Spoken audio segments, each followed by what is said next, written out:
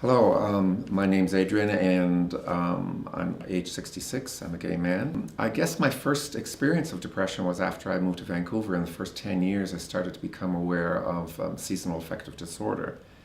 And I really wasn't that prepared for it, but eventually I educated myself and did light therapy more than anything else.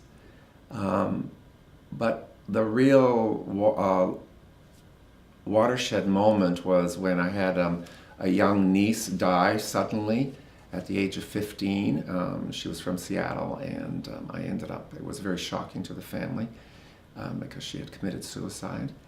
And so I ended up nurturing my brother and his wife for quite a bit of time, but then eventually, about 6 months later, I started to slip into my own depression.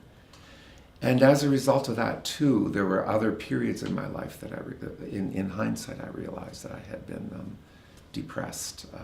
One about 10 years earlier, after I had been kind of forced into early retirement and wasn't really sure what I was doing.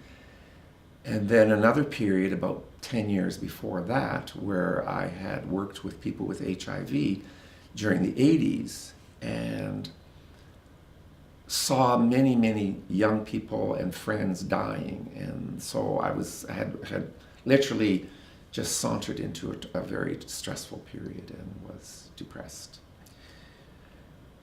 I think with those marginalized groups, there's also a lot of lack of knowledge, people just knowing that they're ill, but not knowing much what to do about it. And of course with HIV, it's hardly surprising that people get depressed, particularly until about the last 5 years when HIV was still very much a terminal illness. And now it's still seen as an illness that it shortens your life, even though people figure that they're gonna live a fairly normal life, which is now becoming more true.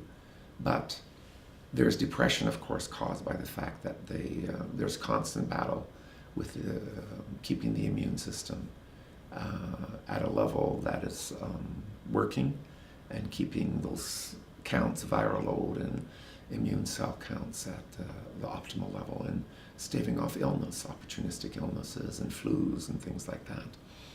And of course, we also know now that so-called non-AIDS related illnesses contribute significantly to shortening of life, coronary illnesses and things like that, because we have other risk factors with people with HIV. There's higher smoking and often poor diets, poverty, things like that.